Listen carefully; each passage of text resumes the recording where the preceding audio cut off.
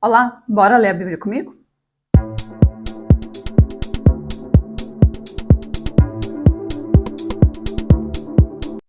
Essa é uma série onde nós estamos lendo o livro de Juízes e também de Atos ao mesmo tempo. E hoje nós vamos ler o capítulo 3 de Juízes e de Atos. Então vamos para Juízes, capítulo 3. Diz assim: São essas as nações que o Senhor deixou ficar para, por meio delas, pôr Israel à prova.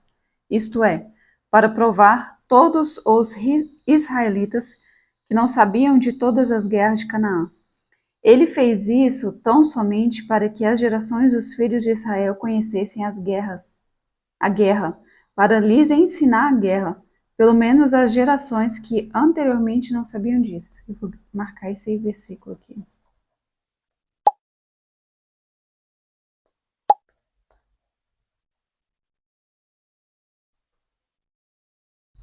Os que ficaram foram 5 governantes dos filisteus, todos os cananeus, sidônios, heveus, que habitavam as montanhas do Líbano, desde o monte de Baal-Hermon até a entrada de Amate. Estes ficaram para, por meio deles, o Senhor pôr Israel à prova, para saber se dariam ouvidos aos mandamentos que havia ordenado a seus pais por meio de Moisés. Assim, os filhos de Israel moravam no meio dos cananeus, dos heteus, dos amorreus, dos ferezeus, dos heveus, dos jebuseus.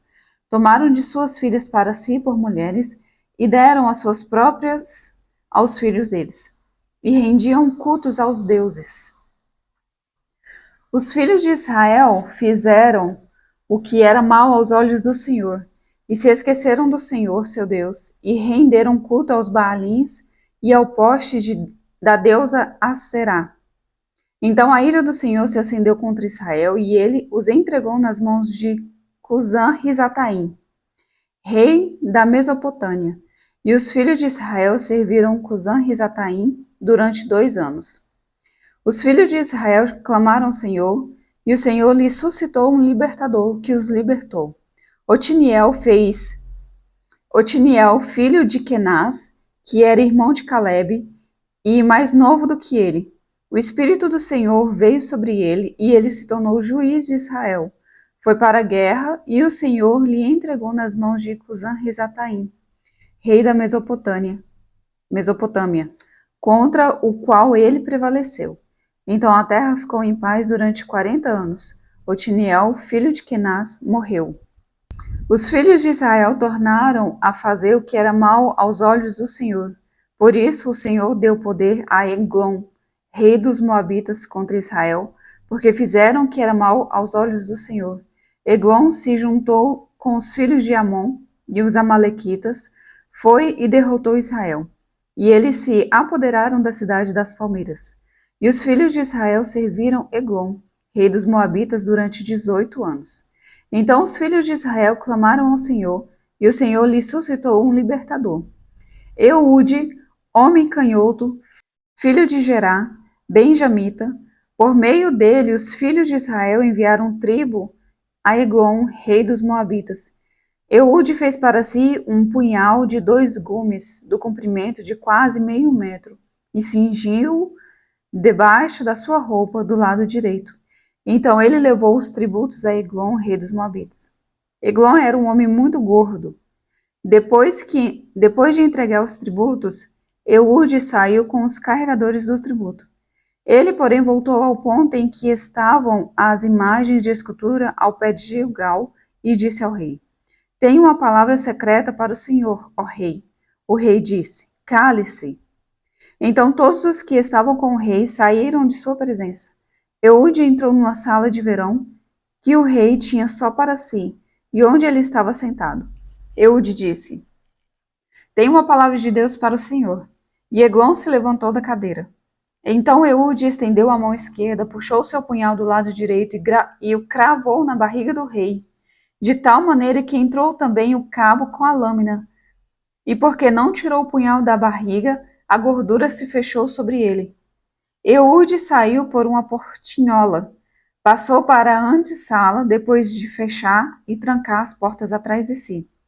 Quando ele tinha saído, vieram servos do rei e viram que as portas da sala de verão estavam trancadas, e disseram: sem dúvida, ele está fazendo as necessidades na sala de verão. Esperaram até cansar, e como o rei não abria a porta da sala, pegaram a chave e a abriram. E eis que o seu senhor estava morto, caído no chão. Eude escapou enquanto eles se demoravam, e tendo passado pelas imagens de escritura, foi para Seirá. Tendo chegado, tocou a trombeta nas montanhas de Efraim, e os filhos de Israel desceram com ele nas montanhas, indo ele à frente. E lhe disse: sigam-me, porque o Senhor entregou nas mãos de vocês os inimigos, os moabitas, os seus inimigos, os moabitas. Eles seguiram Eude e tomaram os vales do Jordão contra os moabitas, e a nenhum deles deixaram passar. Naquele tempo, mataram uns 10.000 homens moabitas, todos robustos e valentes, e não escapou nem sequer um.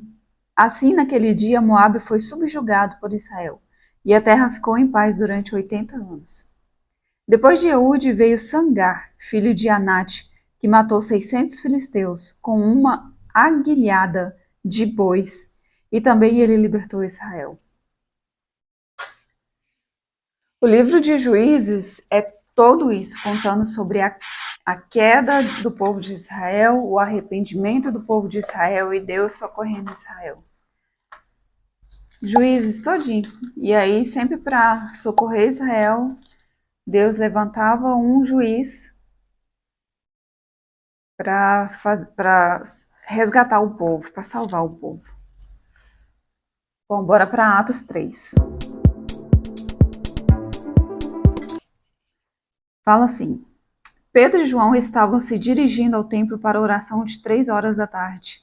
Estavam sendo levados a um homem, coxo de nascença, que diariamente era colocado à porta do templo chamado Formosa, para pedir esmolas aos que entravam. Quando ele viu Pedro e João que iam entrar no templo, pediu que lhe dessem uma esmola. Pedro, fitando-o juntamente com João, disse: olhe para nós. Ele os olhava atentamente, esperando receber alguma coisa. Pedro, porém, lhe disse: não possuo nem prata nem ouro, mas o que tenho, isso te dou. Em nome de Jesus Cristo Nazareno, levante-se e ande. E pegando na mão do homem, ajudou-o a se levantar. Imediatamente os seus pés e tornozelos se firmaram, e dando um salto, ficou em pé, começou a andar, e entrou com eles no templo, pulando e louvando a Deus. Todo o povo viu o homem andando e louvando a Deus, e reconheceram que ele era o mesmo que pedia esmolas, assentado à porta formosa do templo, e ficaram muito admirados e espantados com o que lhes tinha acontecido. Você reparou que hora nenhuma o coxo pediu para ser curado? Ele não tinha pedido para ser curado, né? Mas Deus viu a necessidade dele e atendeu. E a Bíblia fala isso, né?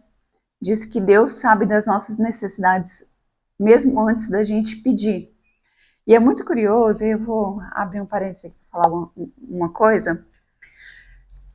Quando você chega ao ponto de ajoelhar diante de Deus, falando: Deus, é agora ou nunca.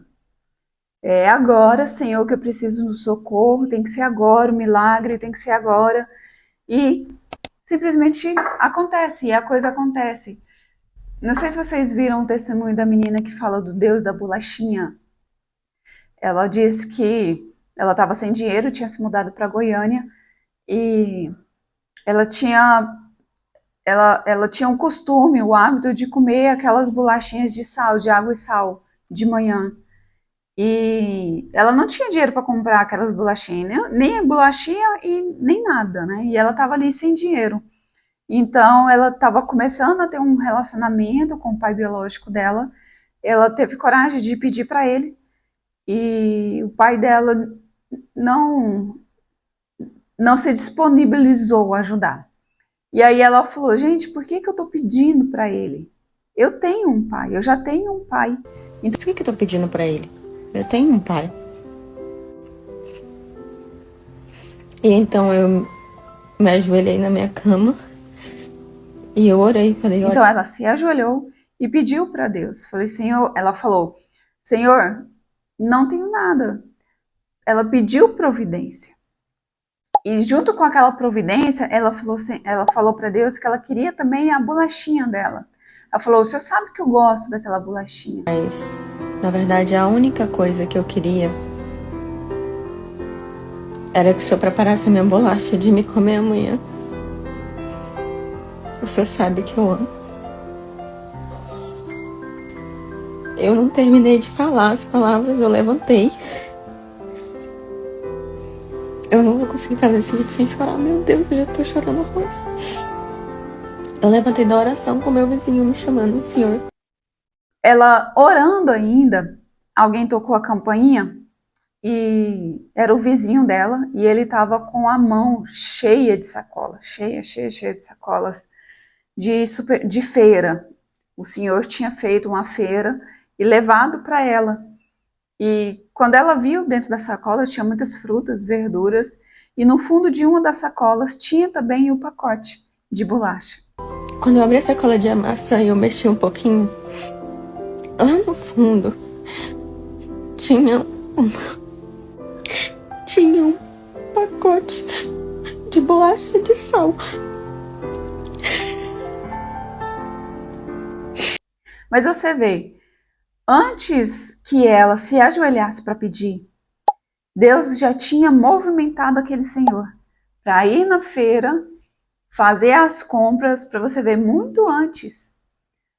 Ele teve que acordar mais cedo, ele teve que se levantar mais cedo para ir à feira, tudo isso direcionado por Deus, antes que ela se ajoelhasse para pedir.